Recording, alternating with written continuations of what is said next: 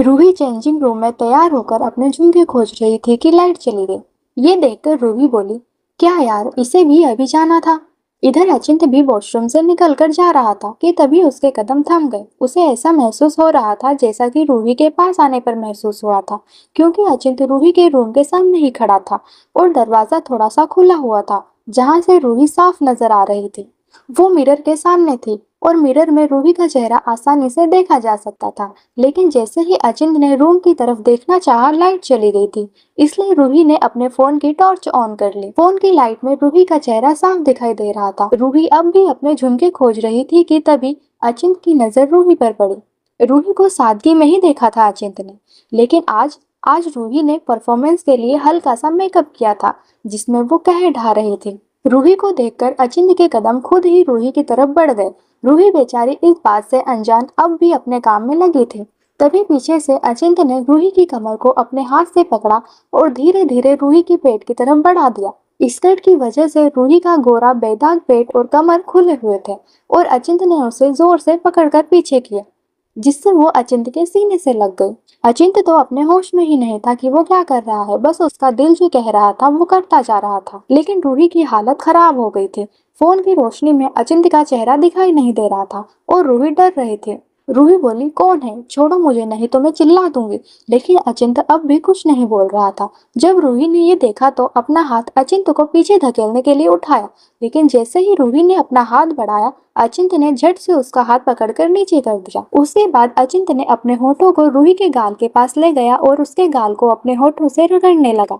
अचिंत के ऐसे करने से रूही को ऐसा लग रहा था कि उसकी बॉडी में जान ही नहीं है।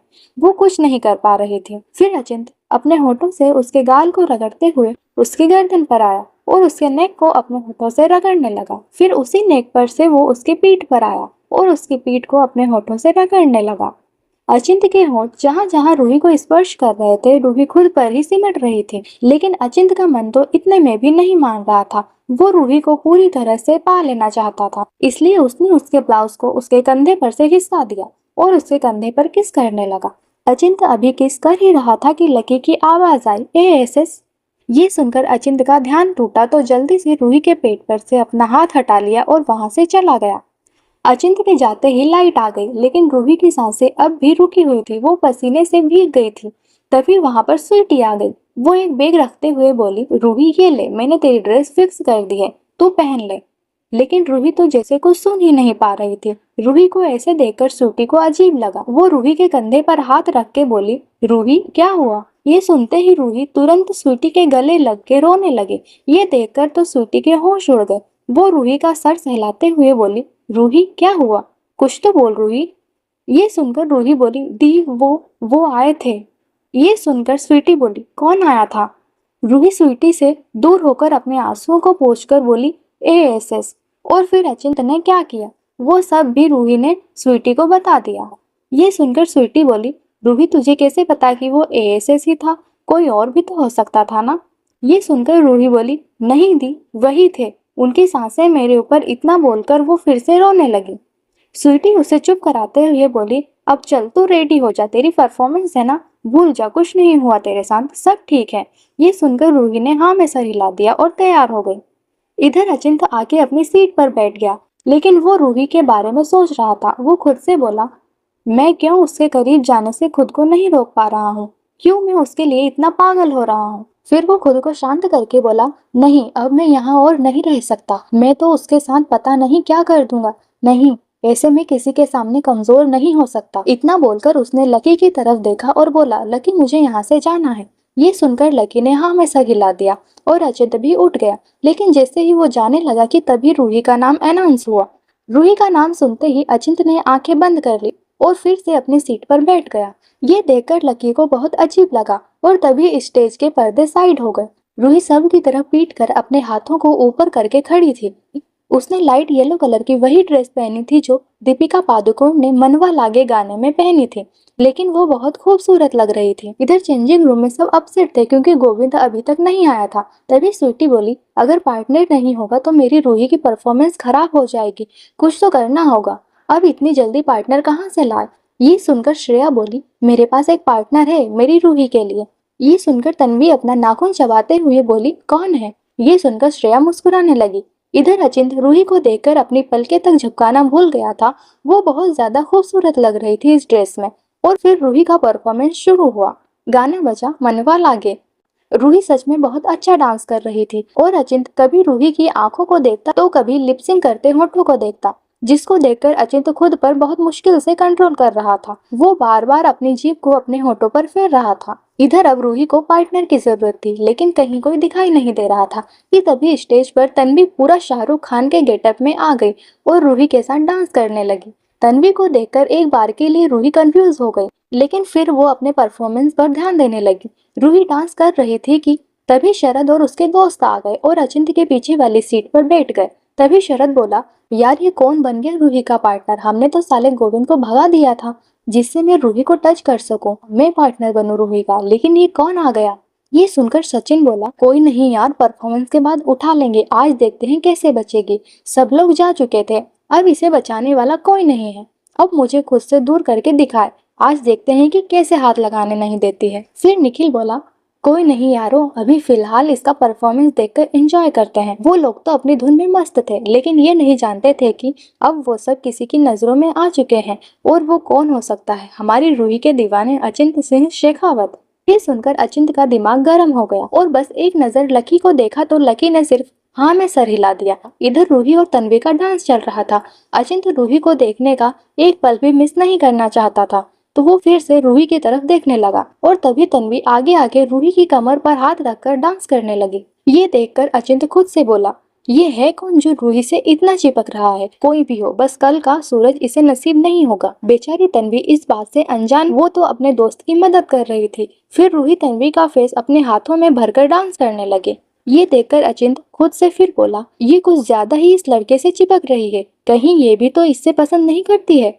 अगर ऐसा है तो बस कुछ घंटे हैं इस लड़के के पास। इधर रूही और तन्वी फिर से डांस करने लगे और जैसे ही डांस खत्म हुआ तन्वी और रूही एक दूसरे के करीब आ गए। ये देखकर अचिंत खड़ा हो गया और बिना किसी एक्सप्रेशन के ताली बजाने लगा और तभी रूही की नजर अचिंत पर पड़ी। वो घबरा गई, लेकिन अचिंत तो रूही को देखे जा रहा था, लेकिन इस बार उसकी आंखों में गुस्सा भरा था। इस शो के होस्ट स्टेज पर आए और अचिंत को प्राइज देने के लिए स्टेज पर बुलाया।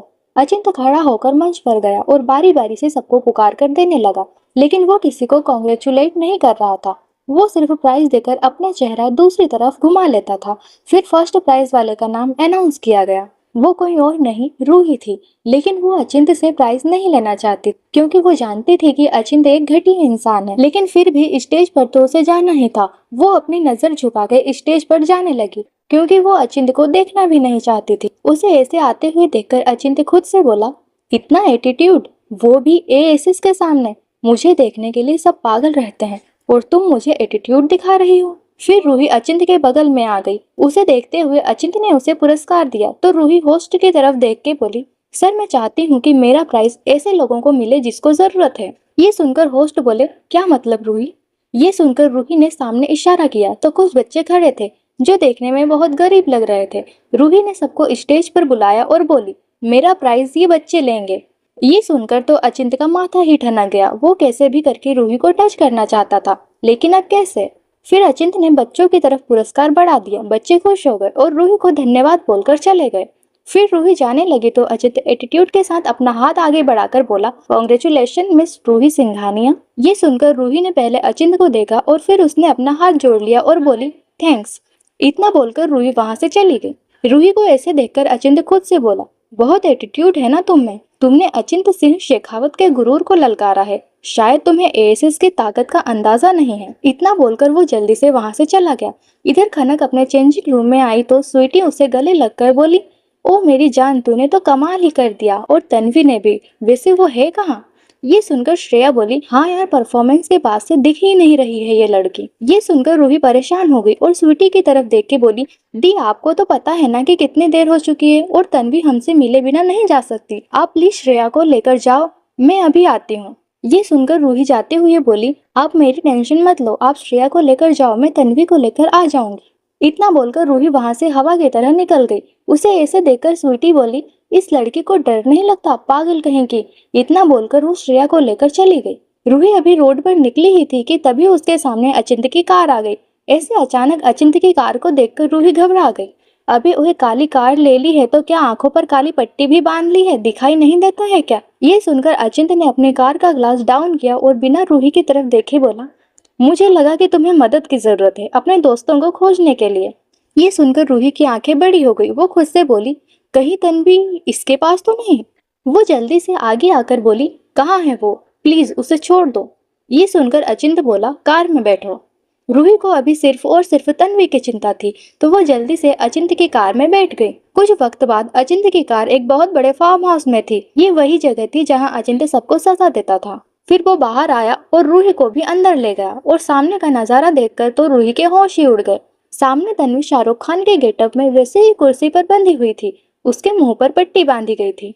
तन्वी को ऐसे देखकर रूही जल्दी से तन्वी के पास जाने लगी, तो अचिंत ने रूही का हाथ पकड़ लिया और बोला, अरे अरे अरे, इतनी जल्दी क्या है आशिक से मिलने की? तन्वी की तो जान सूखी जा रही थी और ये सुनकर रूही अचिंत को देखने लगी। फिर अचिंत ने लकी की तरफ देखा तो तन्वी की कुर्सी हवा में लहराने लगी। ये देखकर रूही जोर से चिल्ला के बोली, छोड़ दीजिए उसे, क्या बिगाड़ा है उसने आपका?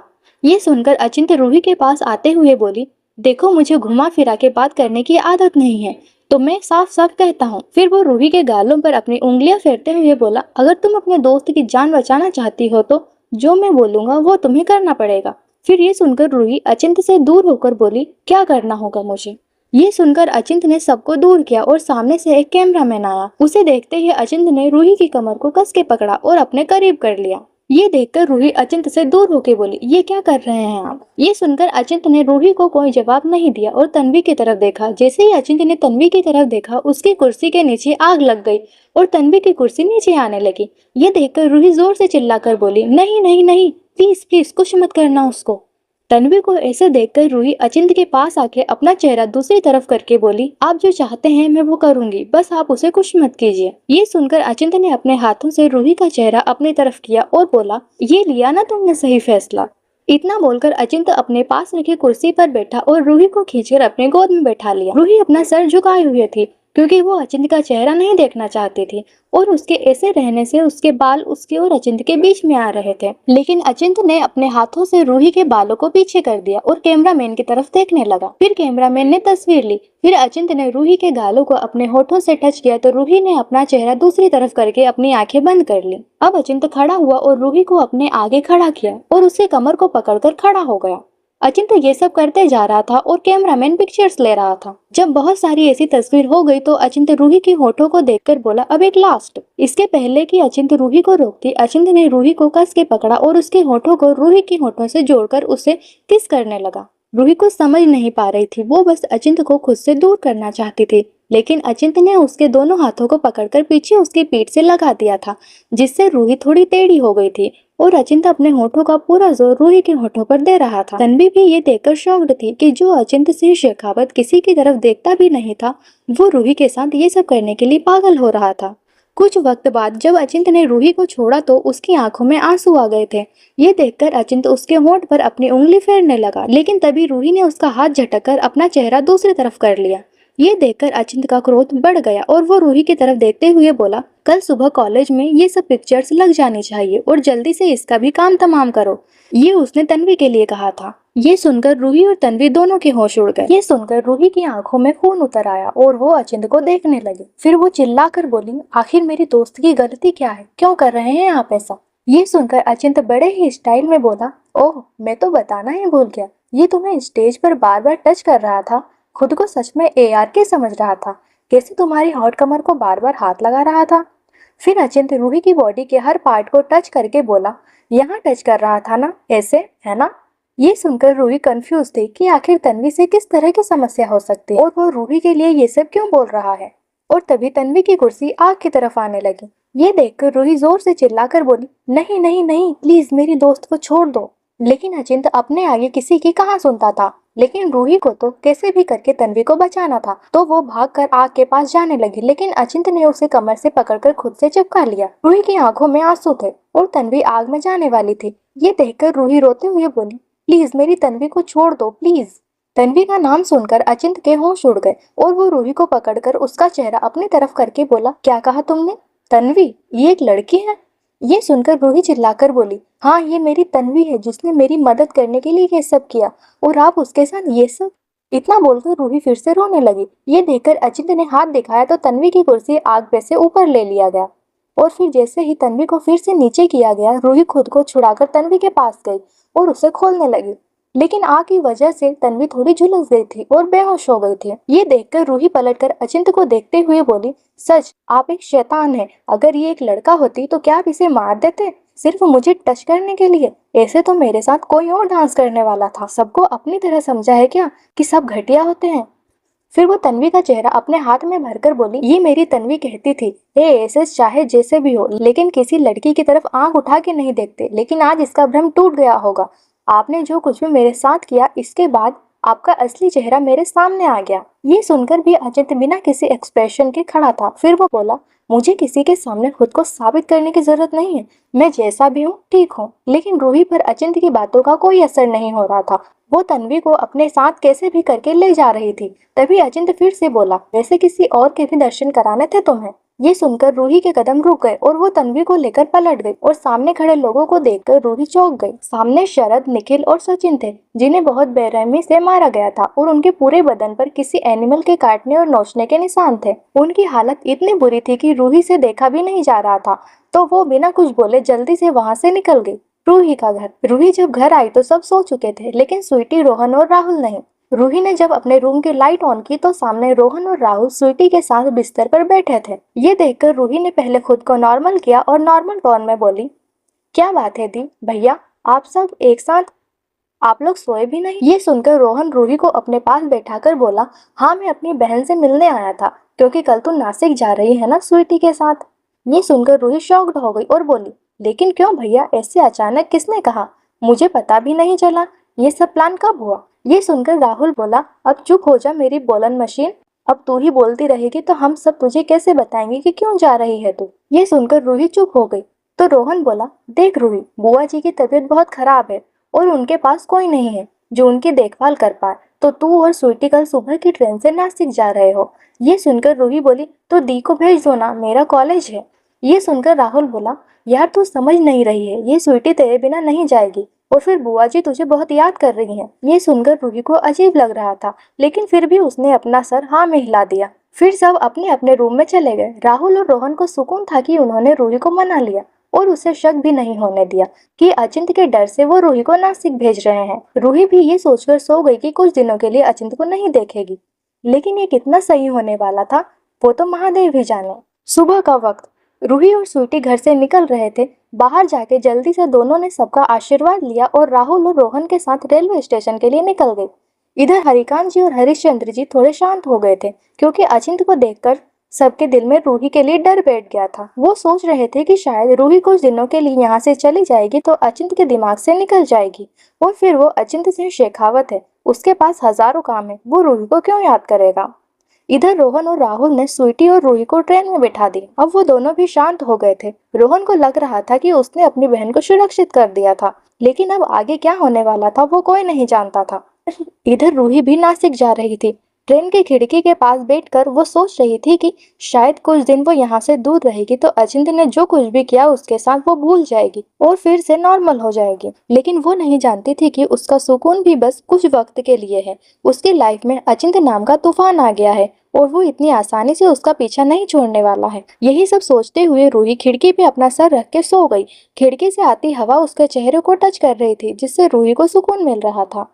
रूही को ऐसे शांत देखकर स्वीटी को भी अच्छा लगा। वो खुद से बोली, अच्छा हुआ रूही को पता नहीं चला कि रोहन भैया और राहुल भैया ने उसे मेरे साथ नासिक क्यों भेजा। बेचारी बहुत डर गई थी। जो कभी किसी के सामने अपना सर तक नहीं झुकाती थी, उसे एएसएस ने इतना मजबूर कर दिया कि उसने अपने हाथ जोड़ लिए। फिर वो ऊपर देखकर बोली, हे महादेव, मेरी रूही की मासूमियत को खत्म मत होने देना। अगर उसके साथ ऐसा कुछ फिर हुआ तो वो बर्दाश्त नहीं कर पाएगी। उसे थोड़ी हिम्मत दे दो और एएसएस के दिमाग से रूही को निकाल दो। उसकी लाइफ पहले जैसी नॉर्मल कर दो महादेव। लेकिन स्वीटी को पता नहीं था कि वो महादेव से जो मांग रही है वो इम्पॉसिबल है। खुद महादेव ने रूही को अचिंत से जोड़ दिया है।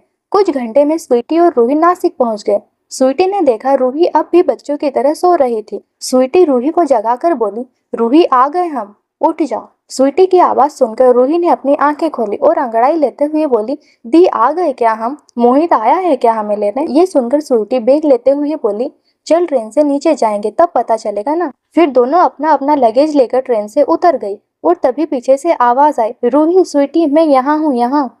ये सुनकर रूही और स्वीटी ने पलटकर देखा तो सामने एक लंबा सा सांवला लड़का खड़ा था जिसकी आंखों पे चश्मा था और वो हरे रंग की टी शर्ट और ग्रे कलर का ट्राउजर पहने हुए था। वो कुछ खास नहीं लग रहा था लेकिन अच्छा तो लग रहा था।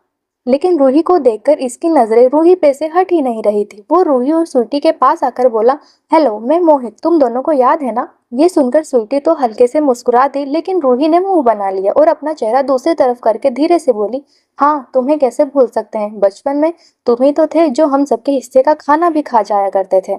ये सुनकर मोहित बोला, कुछ कहा क्या तुमने रूही।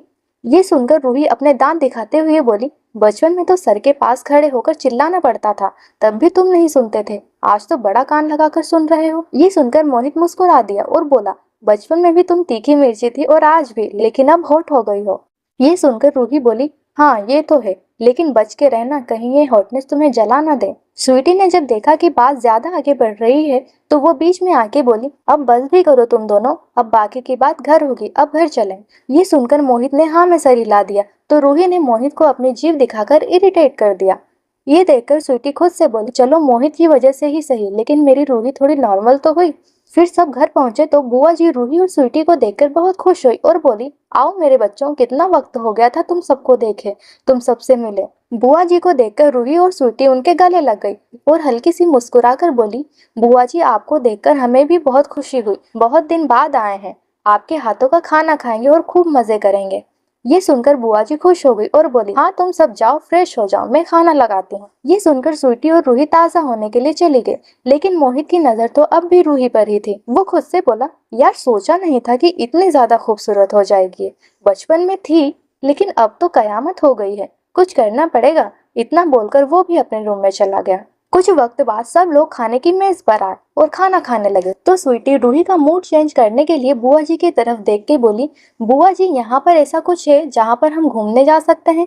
वो क्या है ना, रूही को घूमना बहुत पसंद, अब जब आए हैं तो ये भी कर लेते हैं। ये सुनकर बुआ जी बोली, हाँ बेटा अभी अभी यहाँ पे एक नया मॉल खुला है, मैं भी नहीं गई हूँ लेकिन सुना है कि बहुत खूबसूरत है, तो तुम कल दोनों मोहित के साथ चली जाना। ये सुनकर रूही धीरे से बोली, ऐसे पकोड़े जैसी शक्ल वाले के साथ जाएंगे तो चाय वाला भी बोलेगा, बेटा चाय ले लो, पकोड़ा तो है ही तुम्हारे पास। ये सुनकर स्वीटी को हंसी आ गई और वो अपनी हंसी को कंट्रोल करने लगी लेकिन मोहित समझ गया कि रूही ने कुछ तो उसके बारे में कहा है, लेकिन फिर भी वो इग्नोर करके बोला, तो कल तुम दोनों तैयार रहना, हम मॉल चलेंगे और खूब घूमेंगे।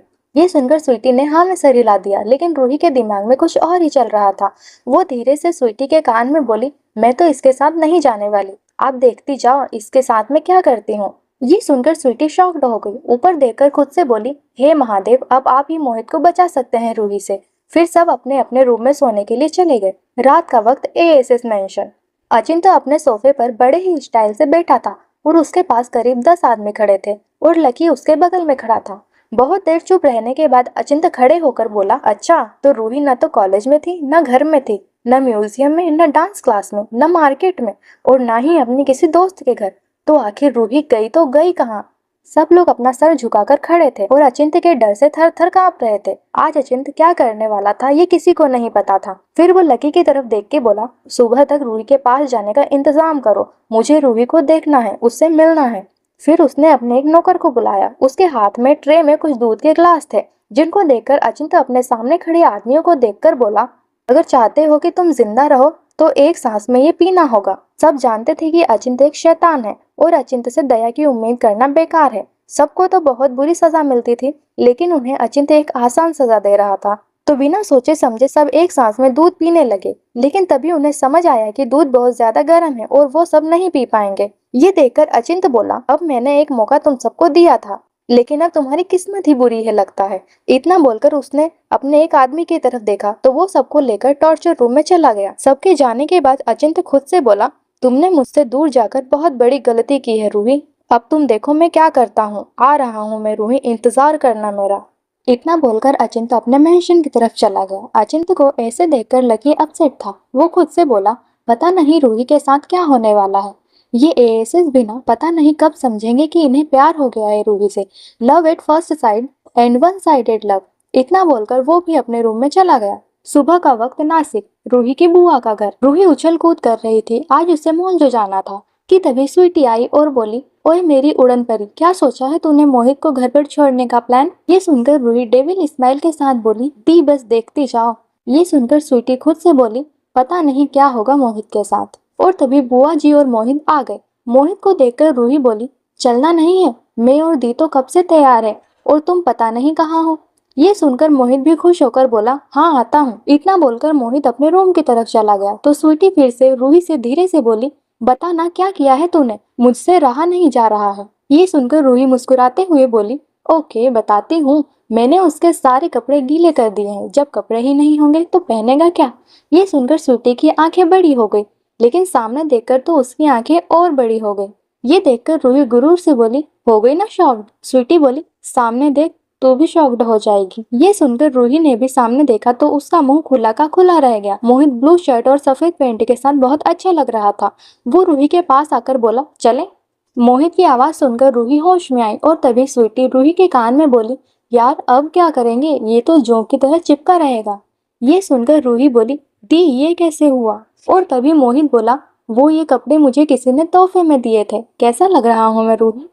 ये सुनकर रूही धीरे से मुंह बनाकर बोली, लंगूर जैसा। और फिर सब मॉल के लिए जाने लगे और जैसे ही मोहित आगे बढ़ा वो तपाक से मुंह के बल गिर गया। ये देखकर बुआ जी जल्दी से मोहित के पास आई और बोली, क्या हुआ मोहित, तू कैसे गिर गया? रूही को तो हंसी आ रही थी और मोहित खड़े होने की कोशिश कर रहा था, लेकिन उसके पैरों में मोच आ गई थी। ये देखकर बुआ जी बोली, बेटा तू रहने दे जाने के लिए। फिर वो स्वीटी की तरफ देख के बोली, बेटा तुम दोनों चली जाओ, मोहित नहीं जा पाएगा। मोहित सिर्फ रूही को देख रहा था, आखिर अब वो कुछ कर भी तो नहीं सकता था। और दूसरी तरफ रूही भोली सी सूरत बनाकर बोली, जाने दीजिए बुआ जी, अब तो अकेले ही जाना पड़ेगा। ये सुनकर मोहित चिढ़ गया। फिर दोनों अपना उदास सा चेहरा बनाकर ऑटो में बैठकर मॉल के लिए निकल गए। ऑटो में बैठकर स्वीटी जोर जोर से अपना पेट पकड़कर हंसने लगी और बोली, रूही तूने नहीं, इस बार महादेव ने हमारी सुन ली। ये सुनकर रूही बोली, नहीं दी, ये तो अब भी मेरा ही प्लान था। आपको पता है कि मेरा प्लान भी तैयार रहता है। ये वही था, मैंने मोहित के जूते की सोल में ग्रीस लगा दी थी, इसलिए ही बेचारे का ये हाल हुआ है। खुद को बहुत स्मार्ट समझ रहा था, गधा कहीं का।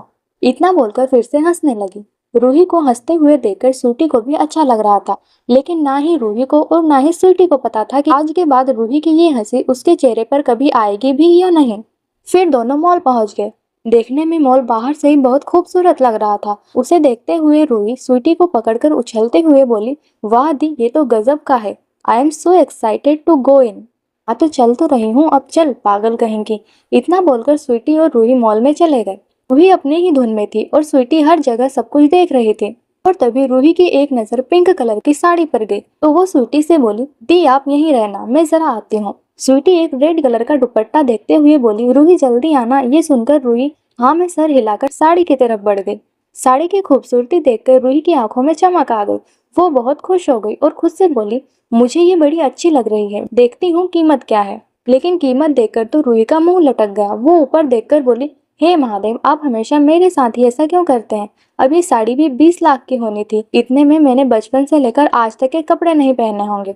फिर वो साड़ी की तरफ देखकर बोली, चलो चमेली, लगता है कि तुम मेरी किस्मत में नहीं हो। इतना बोलकर वो स्वीटी के पास जाने के लिए मुड़ी कि तभी उसका पैर फिसल गया। वो जैसे ही गिरने लगी उसने अपनी आंखें बंद कर ली और बोली, महादेव आप प्लीज मुझे बचा लीजिए। मैं आपको 1 किलो नहीं 1 किलो तो बहुत ज्यादा है, सिर्फ गिरने से ही तो बचाना है, आधा किलो नहीं 1.25 पाव धतूरा और भांग चढ़ाऊंगी। कुछ वक्त तक जब रूही को लगा कि वो सच में बच गई है तो वो बोली, सुन लिया क्या महादेव ने? उसने धीरे से अपनी एक आंख खोली तो उसके सामने अचिंत का चेहरा दिखाई दिया। ये देखकर उसने डर से अपनी दोनों आंखें खोल दी और जल्दी से अचिंत से दूर हो गई। लेकिन अचिंत ने तो रूही के चलते होठों को नजदीक से देखा था। रूही थोड़ा दूर होकर ऊपर से देखकर बोली, क्या महादेव, अब आप मुझे ये डरावना सपना दिन में भी दिखाने लगे? नहीं देखना मुझे इन्हें। रूही अभी बोल ही रही थी कि तभी अचिंत रूही के पास आते हुए बड़े ही एरोगेंट वॉइस में बोला, ये डरावना सपना सच है रूही। जब रूही ने अचिंत की आवाज सुनी तो उसे भरोसा हो गया कि ये सच में अचिंत ही है। उसके तो होश ही उड़ गए। उसके हाथ और पैर अपने आप लड़खड़ाने लगे। वो डर से कांपते हुए बोली, ये आप ये यहाँ कैसे? रूही को कांपते हुए देखकर अचिंत उसके और करीब आने लगा। लेकिन जैसे ही वो रूही के थोड़ा और करीब आया, रूही ने हिम्मत जुटाकर उसे जल्दी से धकेल दिया, जिससे अचिंत गिर गया। आज पहली बार किसी ने अचिंत को टच करने की हिम्मत की थी। और वो भी रूही जैसी मासूम सी लड़की। अचिंत गिरा हुआ था। ये देखकर लकी पास आने लगा, लेकिन तभी वो शॉक्ड हो गया क्योंकि अचिंत के चेहरे पर हल्की सी मुस्कान थी। ये देखकर लकी शॉक्ड होकर खुद से बोला, पिछले 5 सालों में मैंने एएसएस को कभी मुस्कुराते तो क्या, कभी उनकी आंखों में खुशी की चमक भी नहीं देखी, और आज एएसएस इतना मुस्कुरा रहे हैं। रूही भाग रही थी और उसे स्वीटी कहीं नजर नहीं आ रही थी। वो चिल्लाकर बोली, दी कहाँ हो, स्वीटू दी। और तभी स्वीटी को भी रूही की आवाज सुनाई दी। वो घबराकर और खुद से बोली, ऐसा अचानक क्या हुआ रूही को, मुझे देखना होगा। इतना बोलकर वो भी रूही की तरफ भागी। रूही और स्वीटी आमने सामने थी कि तभी दोनों के बीच कुछ आदमी अपने हाथों में बंदूक लिए खड़े हो गए। ये देखकर रूही और स्वीटी दोनों शॉक्ड हो गई। रूही और स्वीटी को एक दूसरे के पास जाना था, लेकिन वो आदमी एक दूसरे से मिलने नहीं दे रहे थे कि तभी वहां अचिंत आ गया। अचिंत को देखकर स्वीटी के होश उड़ गए। वो अपनी आंखें बड़ी करके अचिंत को देख रही थी। फिर वो खुद से बोली, ये यहाँ कैसे आ गया, मुझे रूही को कैसे भी करके इससे बचाना होगा, नहीं तो इस बार मेरी रूही का पता नहीं क्या हाल होगा। और तभी अचिंत स्वीटी की तरफ देखते हुए लकी से बोला, वैसे लकी ये भी कुछ कम नहीं है, मैं तो कहता हूँ कि तुम्हें ट्राई करना चाहिए इसका। ये सुनकर रूही अचिंत को देखने लगी और बोली, प्लीज मेरी दी को कुछ मत करना। ये सुनकर अचिंत एक सोफे पर आराम से बैठकर बोला, ठीक है, अगर तुम चाहती हो तो ठीक है, लेकिन तुम्हें मेरी बात चुपचाप माननी पड़ेगी। ये सुनकर स्वीटी चिल्ला कर बोली, नहीं रूही। ये सुनकर लकी ने स्वीटी की तरफ देखा तो वो चुप हो गई। फिर रूही बोली, आप जो बोलेंगे मैं करने के लिए तैयार हूँ, लेकिन मेरी दी को कोई हाथ नहीं लगाएगा। ये सुनकर अचिंत बिना किसी एक्सप्रेशन के खड़ा हुआ और रूही के पास आकर बोला, मेरे साथ चेंजिंग रूम में चलो। ये सुनकर किसी भी लड़की के रोंगटे खड़े हो जाएंगे और रूही के तो पैरों तले जमीन खिसक गई। आज एक की इज्जत तो जानी ही थी, ये रूही जानती थी, और ये भी जानती थी कि अगर स्वीटी ने उसके लिए कुर्बानी दे भी दी तो भी अचिंत उसे नहीं छोड़ेगा। ये सोचकर रूही की आंखों में आंसू आ गए और वो अपने आंसुओं को पोंछकर बिना स्वीटी की तरफ देखे अचिंत के साथ चेंजिंग रूम की तरफ जाने लगी। स्वीटी रूही को देखते हुए खुद से बोली, मुझे पता है कि तू मेरी तरफ क्यों नहीं देख रही, क्योंकि तू कमजोर नहीं पड़ना चाहती, लेकिन मैं तेरी बहन हूँ, चाहे जो हो जाए मैं तुझे कुछ नहीं होने दूंगी। इधर अचिंत रूही को चेंजिंग रूम की तरफ ले जा रहा था और मॉल में जितने भी लोग थे वो सब अपना सर झुका के अपनी जगह पर खड़े थे। फिर अचिंत ने रूही को चेंजिंग रूम में डाला और खुद अंदर आकर उसे लॉक कर दिया। ये देखकर रूही की तो जैसे सांस से ही सूख गई। क्या स्वीटी बचा पाएगी अपनी मासूम सी रूही को शैतान अचिंत से? ये सब जानने के लिए मेरे चैनल को सब्सक्राइब कीजिए। तब तक के लिए गुड बाय, थैंक यू।